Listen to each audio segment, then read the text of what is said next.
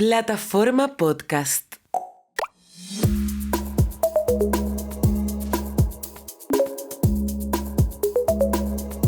Hola, bienvenidos y bienvenidas a Adáptiate. Mi nombre es Michelle Azuaje Pirela. Soy profesora e investigadora de la Universidad Alberto Hurtado. Y este programa es elaborado por la Universidad Alberto Hurtado y Estado Diario. Les quiero contar que nuestro programa trata de abordar los desafíos de las tecnologías tales como la inteligencia artificial desde la perspectiva jurídica. ¿Cuáles son esos problemas y dilemas, pero también las oportunidades que nos ha traído el desarrollo tecnológico de los últimos años? Y precisamente para hablar de eso, en nuestro primer episodio vamos a abordar algunos conceptos que para algunas personas son muy conocidos, pero para otros son totalmente nuevos. El desafío es contar con ciudadanos informados, que hoy llamaremos ciudadanos inteligentes. Recuerden que no todo lo que reluce es oro. Por eso hoy vamos a hablar de las fake news, vamos a hablar de la desinformación, de los deepfakes y cómo se utilizan las tecnologías en muchas ocasiones para desinformar, para informar o para tomar decisiones. Y desde esa perspectiva, ¿cuáles son los riesgos? ¿Cuáles son los desafíos? ¿Cuáles son las oportunidades? ¿Y por qué se habla de la regulación, por ejemplo, de las plataformas o de la inteligencia artificial? Para hablar sobre este interesantísimo tema, nos acompaña una invitada de lujo. Ella se llama María Jara Quemada y es directora de la Fundación Ciudadanía Digital. Bienvenidos, bienvenidas. Adáptense.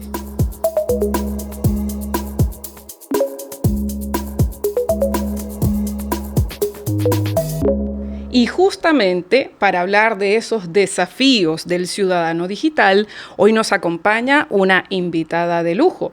Muy probablemente la conocen, ella se llama María Jara Quemada. Voy a leer su breve presentación para que empecemos de inmediato con la conversación. María es abogada, es expresidenta de la Comisión Asesora por el caso Convenios y directora de la Fundación Ciudadanía Inteligente. Y precisamente a propósito de esta última función, la hemos invitado a nuestro programa. Bienvenida, María. Muchas gracias por la invitación. María, fíjate, estamos viviendo una época en la que los avances de la tecnología nos sorprenden muchísimo. Y la verdad es que para los que trabajamos en eso hay cosas que nos suenan conocidas, entendidas, pero hay personas que no tienen ni idea de muchas de las cosas que tienen influencia en nuestra vida cotidiana, fíjate. Por ejemplo, yo pienso en algunas consecuencias del desarrollo avanzado de las redes sociales, de la irrupción de los aparatos inteligentes, de la inteligencia artificial. Hay un montón de temas que terminan condicionando nuestro día a día. Pero muchas personas no lo saben. Esos aparatos están ahí en nuestros hogares y las personas no se dieron cuenta. Entonces, ¿cómo podríamos explicarle en términos sencillos a nuestra ciudadanía cuáles son esos principales cambios que nos afectan en nuestra vida cotidiana y que, por ejemplo, se relacionan con nuestro teléfono celular? Sí. ¿Cuáles son esos cambios? ¿Podrías dar algunos ejemplos? A ver, yo creo que la tecnología, como en todo, yo creo que, no sé, podemos ir hacia mucho más atrás, por ejemplo, cuando se inventó la imprenta, ha venido a ayudarnos en muchas cosas en nuestra vida, facilitarnos muchas cosas, pero también tiene ciertas complejidades. Y especialmente cuando hay brechas etarias, por ejemplo, o también cuando hay dificultad de acceso, por ejemplo, a conexión, a internet, etcétera. Entonces, yo creo que hay que ser como muy consciente de eso, y yo creo que en Chile quizá una de las grandes dificultades que nosotros tenemos es que muchas veces nosotros no nos enteramos de cuáles podrían ser esos efectos adversos y no gestionamos bien esos riesgos. Entonces muchas veces también no podemos sacarle como toda la potencialidad a la tecnología que podría tener para ayudarnos en nuestras vidas. Hay cosas sencillas, hay robots de cocina que nos ayudan mucho. Yo, por ejemplo, no soy muy buena para cocinar, entonces en la pandemia yo ya no podía estar como todo el día pidiéndole a mi marido, que cocina estupendo, que él estuviera a cargo de la comida, porque había que hacer ciertos turnos para aliviarse un poco la pega de todo lo que tenía que ver con el hogar y además las labores profesionales de cada uno. Entonces los robots de cocina nos ayudan un montón. Hoy día vemos que la música, por ejemplo, nosotros tenemos ciertas aplicaciones que nos ayudan a escuchar la música que nos gusta y nos van sugiriendo muchas veces programas, música nueva, discos nuevos. Entonces van teniendo información nuestra que nos facilita nuestra vida para poder efectivamente, como, no sé, desde el trabajo hasta labores cotidianas, diarias y domésticas que nos facilitan la vida. Pero también tienen ciertos riesgos. Nosotros le damos mucha información, por así decirlo, a esa tecnología para que nos ayude a tomar decisiones más fácil de acuerdo a nuestros gustos pasados, a la información que le hemos dado, pero a veces no sabemos qué pasa con esa información. Entonces, hemos visto casos, porque la realidad nos da los casos, no tenemos ni que inventarlos. Hemos visto casos como, por ejemplo, en Facebook, como con el caso Cambridge Analytics, y que también se ha visto en otro tipo de elecciones, donde muchos de esos datos personales, de nuestras preferencias personales, son entregadas a otras personas u otras empresas que nosotros no nos enteramos, ni que tampoco consentimos a aquello, y que intentan, en el fondo, perfilarnos también y hacernos cambiar nuestras preferencias, por ejemplo, en el voto. Ahí te voy a interrumpir un minutito, porque para quienes nos ven o nos escuchan que no son abogados, este caso tuvo que ver con una captación que se hizo de datos personales, y si no recuerdo mal, ahí no sé si tú recordarás, María, fue a través de uno de estos típicos tests que te llegan. Test de colores, de personalidad, de gustos. ¿Qué raza de gatito eres? Exacto, no sé. Exacto. No recuerdo exactamente cuál, pero a veces cosas que parecen ser tan inocentes, sí, pueden tener este tipo de consecuencias. Exacto. Pero bueno, te interrumpí, por favor, continúa. No, pero encanta. Entonces, efectivamente puede tener como esa consecuencia adversa que yo no mido. Entonces, yo creo que uno de los grandes problemas que tenemos en nuestro país es que nosotros no hemos sido suficientemente educados, formados o concientizados sobre la protección de los datos personales. Y nosotros regalamos muchas veces nuestros datos de una manera muy sencilla. Nosotros usamos la huella dactilar, por ejemplo, para muchas cosas sin problema. Cuando vamos... Deme su root. Deme su root. Nosotros entregamos el root, pero de una manera... Y muchas veces resistirse a eso e ir contra el sistema me dificulta mucho la vida. Entonces, muchas veces, claro, enrolarme con la huella digital me puede facilitar mucho el adquirir bonos, por ejemplo, en mi SAPRE, o también el tema de la asistencia en la empresa, te ofrecen descuentos en la farmacia, etcétera. Pero el problema es que a veces esos datos luego no son bien cuidados y muchas veces las empresas terminan enterándose de todo tu perfilamiento médico, y eso tampoco es positivo. Entonces, yo creo que hay que tratar de buscar como el sano equilibrio, y a veces, claro, nos podemos ir mucho para un lado y impidiendo que en el fondo la tecnología nos facilite la vida, pero tampoco, yo creo que también tenemos que resguardar en el fondo lo que son nuestros datos personales. Entonces, también hay un caso muy famoso que ocurrió en Chile, pero también en otros países, donde se le pagaba a las personas para que entregaran el iris a empresas, y eso es muy, muy peligroso, porque también puede venir una suplantación de identidad, etcétera, y los tribunales españoles y también los tribunales chilenos, especialmente para niños, niñas y adolescentes, han ordenado que se elimine esa información por parte de esa empresa, porque en el fondo no era algo legítimo lo que estaban haciendo. Entonces, yo creo que esos son como un poco los desafíos que nosotros tenemos. Hay muchas decisiones que las empresas privadas o el sector público están tomando a través de algoritmos. Por ejemplo, otorgar créditos bancarios, por ejemplo, el sistema de admisión escolar, quienes acceden a bonos y a subsidios. Puede ser muy útil la tecnología para ayudar a las personas a fiscalizar o hacer mejores auditorías. Por ejemplo, algo que nos ha escandalizado en Chile, el uso falso de licencias médicas, que tiene un costo para el Estado tremendo. O sea, todos nosotros terminamos perdiendo porque hayan personas que estén usando esas licencias médicas falsas. Entonces, la tecnología podría ayudarnos, porque perfectamente tú puedes hacer un cálculo de, humanamente, un médico, cuántas licencias médicas puede otorgar en un día con una jornada laboral de, pongámosle, 10 horas.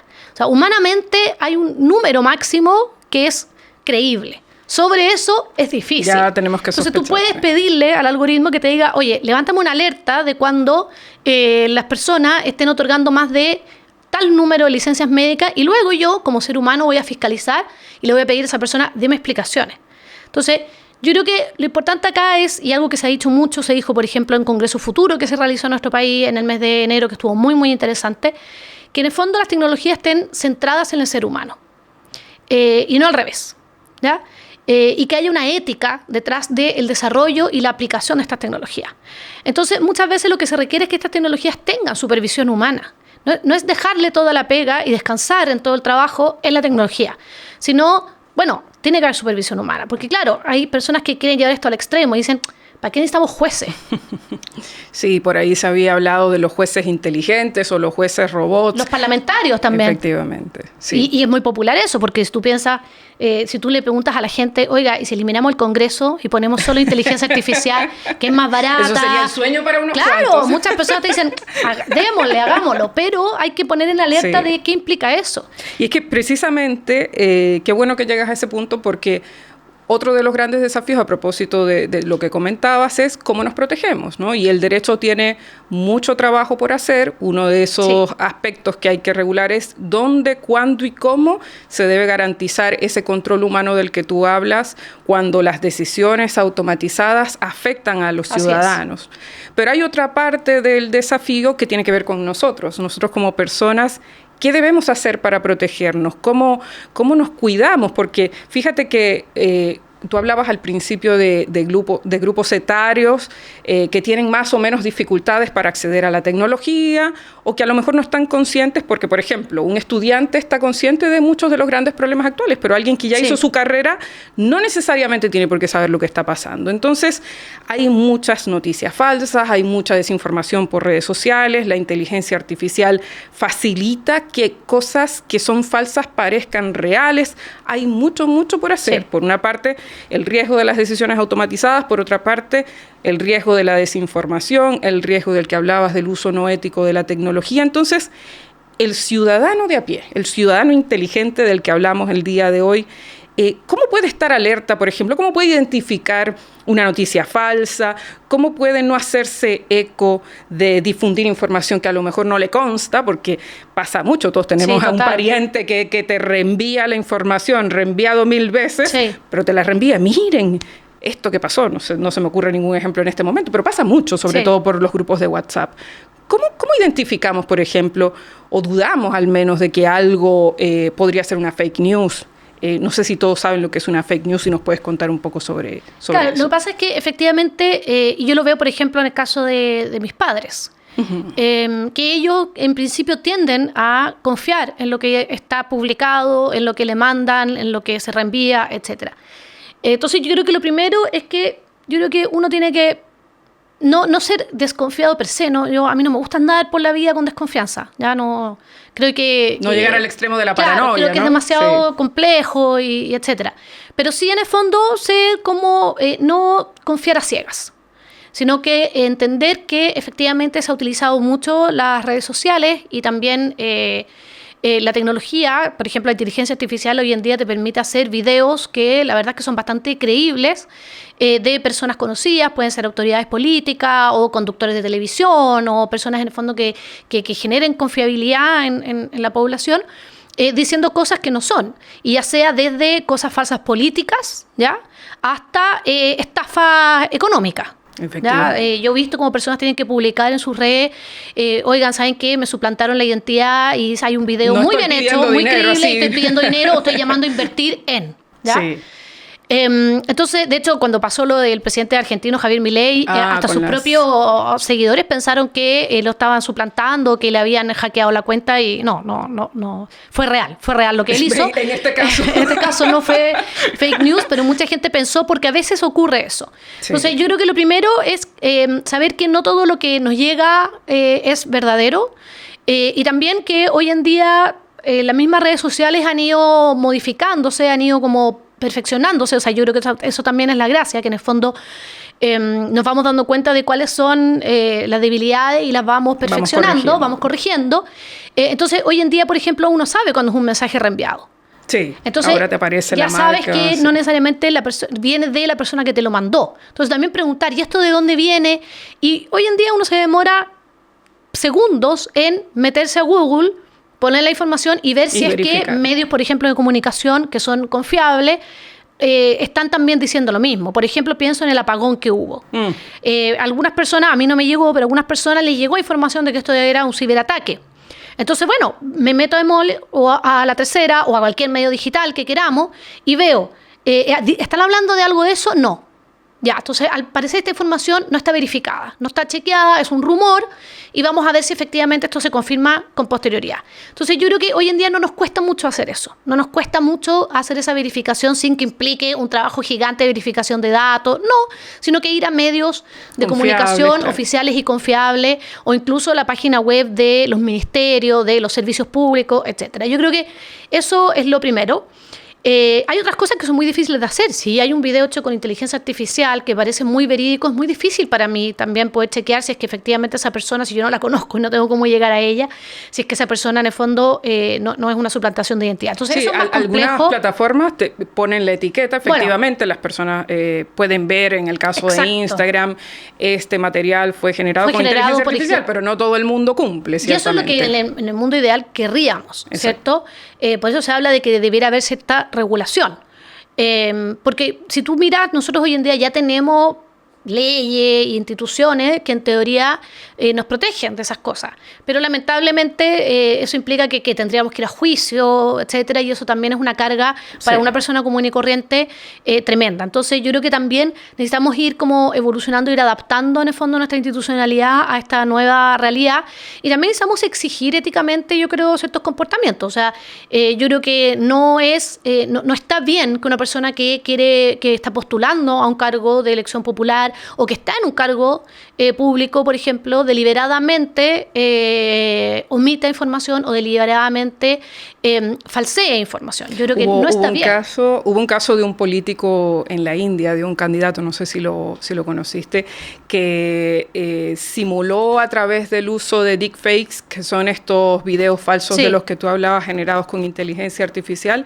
Simuló que hablaba varios idiomas y dialectos para ganar más seguidores. Y ahí, bueno, decir que eso es ilegal, no siempre, pero al menos es poco ético. Entonces yo creo que también ahí hay una labor también de los propios, por ejemplo, partidos políticos. Acá en Chile también hay un diputado que, y no se disculpó, dijo que él tenía todo el derecho a hacerlo, que hizo una foto con inteligencia artificial del presidente Boric con Maduro, lo cual no es verdadero, y yo creo que no está bien. Entonces yo creo que los partidos políticos uno también tiene que llamar como un poco a la autorregulación, aunque yo creo que no todo podemos dejarlo a la autorregulación, yo no soy de las que cree eso, pero también un poco a la autorregulación de los partidos políticos de, en el fondo, hacer esos llamados y en el fondo también aplicar sus propias sanciones internas, etcétera, cuando ve que en el fondo hay personas que están mal utilizando esto para fines políticos, electorales o incluso para difamar a otras personas, que es también lo que vemos mucho con estos bots, que son cuentas falsas, que transmiten mucho un mensaje y en el fondo lo pueden viralizar, lo pueden hacer como muy famoso, muy visto, y en el fondo generan una falsa sensación de que muchas personas están hablando de algo o que tiene mucha repercusión un tema cuando en realidad no lo tiene. Entonces yo creo que hay muchos temas que se pueden avanzar, yo creo que en temas de campañas electorales también, pero vuelvo con el tema del día a día, el cómo nos puede afectar. O sea, si es que el Estado, por ejemplo, está asignando bonos o subsidios o tomando decisiones que son públicas a través de los algoritmos, es importante primero que las personas lo sepan. Exactamente.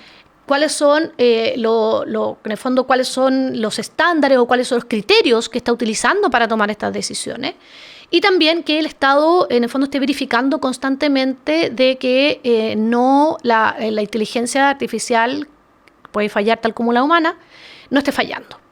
Porque ha habido casos que son famosísimos. O sea, hay casos, por ejemplo, de Estados Unidos, de un algoritmo que se utilizaba para ver la posibilidad de reincidencia de ciertas personas en los delitos. El famoso COMPAS, y que después se determinó que tiraba mucha más alta reincidencia a las personas afroamericanas. Hay personas que las han metido presas o las han llevado a juicio por identificación facial incorrecta.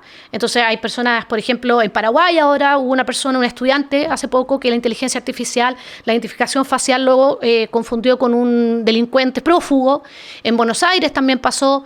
Entonces es importante que se esté como chequeando constantemente esto porque como puede fallar, bueno, necesita una supervisión humana y además la inteligencia artificial es como una persona, en el fondo. A nosotros nos formamos en la escuela, en la universidad, en la vida, en la familia, Y obviamente nosotros también vamos adoptando ciertos prejuicios o sesgos que nos genera la propia educación a la que nosotros o nuestras propias familias.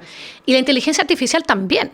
Entonces, por ejemplo, se ha visto que hay bancos o instituciones financieras que utilizan la inteligencia artificial para hacer análisis de a quién le dan crédito, y efectivamente estaba discriminando a las mujeres. ¿Por qué? Porque históricamente las mujeres eran menos accesibles a crédito, entonces seguía manteniendo esos patrones. Entonces, yo creo que hay que entender que tal como nosotros tenemos prejuicios, la inteligencia artificial se forma, se educa, entrena, exacto, se educa de las decisiones humanas y de la historia humana. Entonces, al entrenarla, también puede adquirir esos prejuicios. No es neutra. Y yo creo que hay que tener eso muy presente y, por lo tanto, yo creo que hay que exigirle a las instituciones públicas, pero también a las instituciones privadas, que ojalá sean lo más transparentes y explicativas posibles de cuáles son los criterios que ellos tienen para tomar estas decisiones y si van constantemente revisando que efectivamente no haya cierta discriminación, porque al final lo que no puede pasar es que, no sé, haya mujeres o personas de ciertas razas o de ciertas procedencias étnicas o nacionalidades que sean discriminadas y que no estén en el fondo accediendo a esos derechos o a esos beneficios por esa discriminación, porque al final es una vulneración a nuestra Constitución y a la ley, y yo creo que eso es muy importante en el fondo de tener claro. Y es muy importante todo lo que dices, porque resume en buena medida el por qué se habla, y esto es bueno que las personas que nos ven y nos escuchan lo sepan.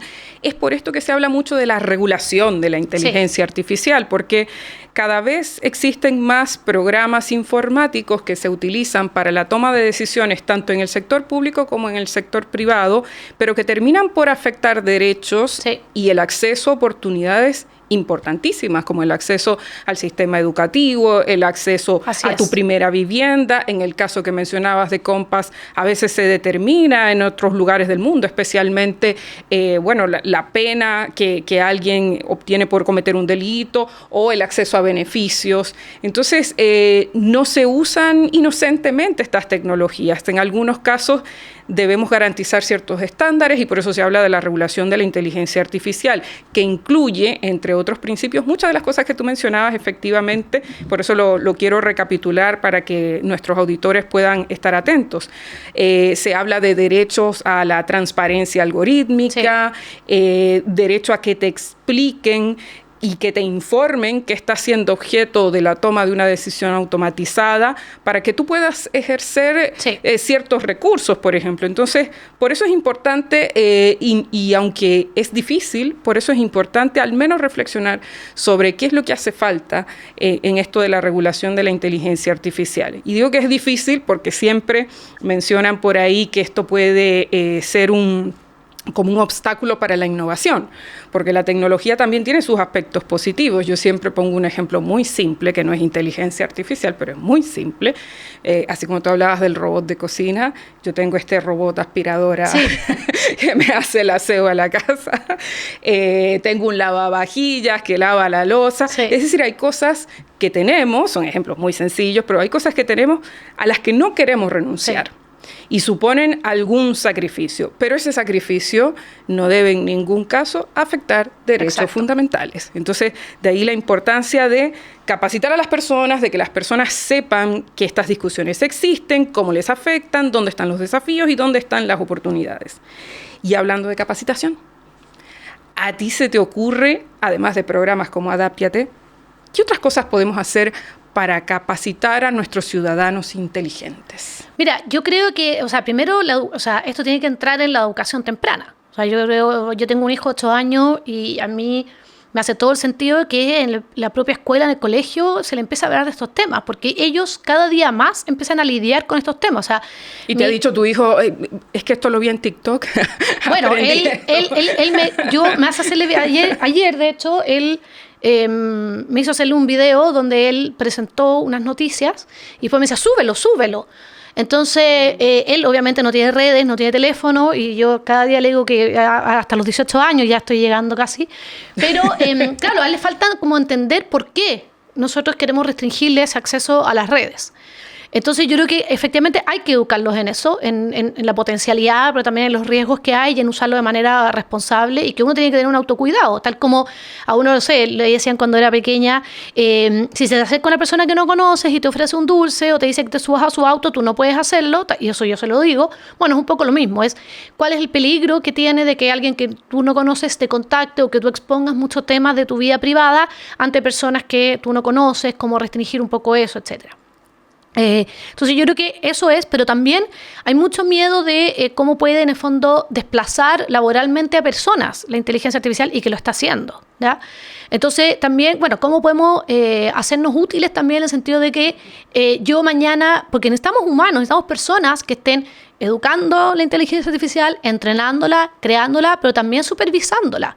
Entonces yo creo que en las universidades, a los futuros profesionales también, y a los futuros técnicos, es importante que se les eduque en esto, en el fondo, en cómo, bueno, yo quiero estudiar la administración pública. ¿Cómo puedo yo efectivamente, qué está pasando en este ámbito? ¿Qué es lo que está ocurriendo en otros países? ¿Qué tipo de inteligencia artificial o tecnología se está utilizando para que yo, como futura administradora pública, tome mejores decisiones? ¿Pero cuáles son los riesgos? ¿Cómo la utilizo mejor? ¿Y cómo gestionamos ¿Cómo esos gestionamos? riesgos? Lo mismo que como estudiante. Bueno, ChatGPT, ¿qué beneficios me da? Pero también saber qué inventa. Cuidado, claro. O sea, yo ayer le pregunté 3 veces quién era yo, y las 3 veces, porque uno le puede pedir que lo haga de nuevo, y las 3 veces me dijo cosas distintas. O sea, la primera yo era experta en derecho penal y después era experta en derecho civil. Entonces, bien, tú ves cómo efectivamente... Entonces, yo soy investigadora de Oxford. Claro. Alguna vez. Exacto. Claro a nuestros auditores que no. Si es verdad. A mí, bueno, me dijo que yo tenía un doctorado. Entonces, y no lo tengo. Entonces, efectivamente, yo creo que es importante como educar un poco, formar a los futuros personas, ciudadanos, ciudadanas y también profesionales y técnicos en cómo, en el fondo, sacar la mayor potencialidad, pero también entender cuáles son los riesgos y cuáles son las debilidades que tiene y cuáles son las oportunidades que tiene. Entonces, yo creo que eso es muy importante.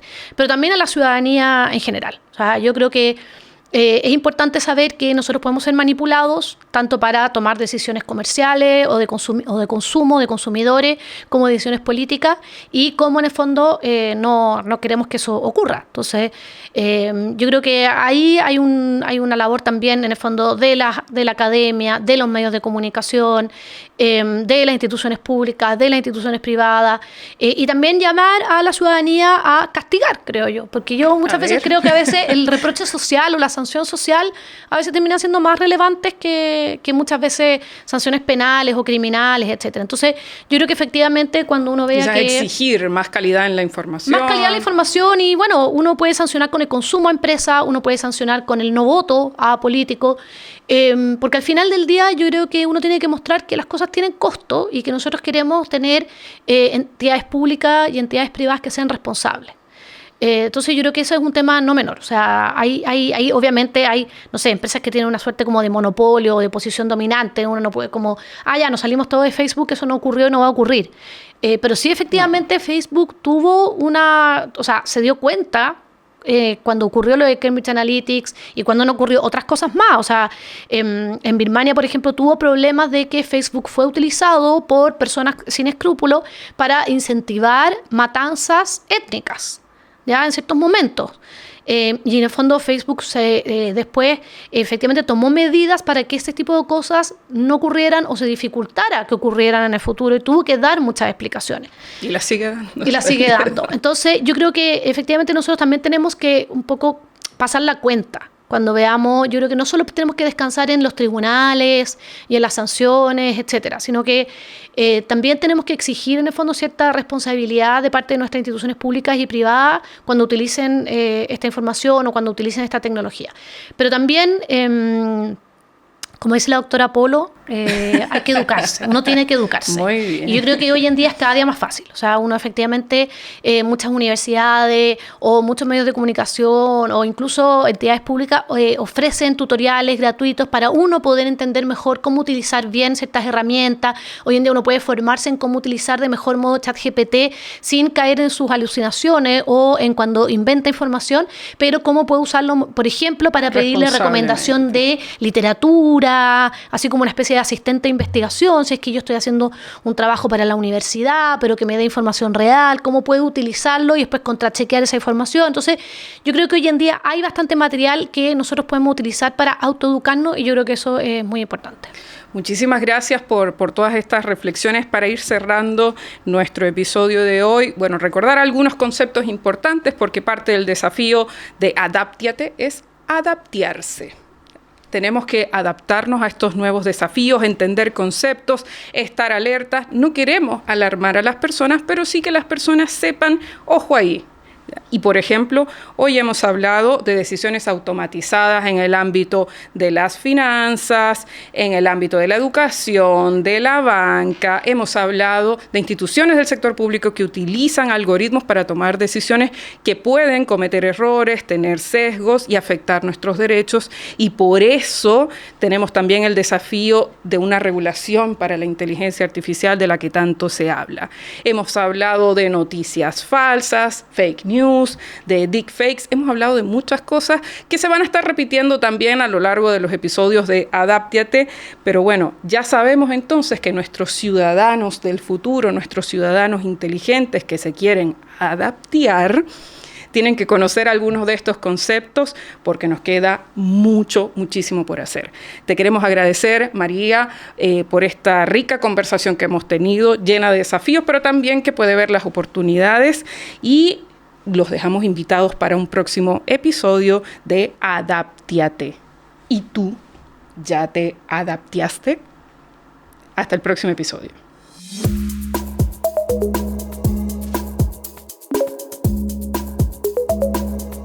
Este es un podcast de la Facultad de Derecho de la Universidad Alberto Hurtado y es producido por Estado Diario y Plataforma Podcast.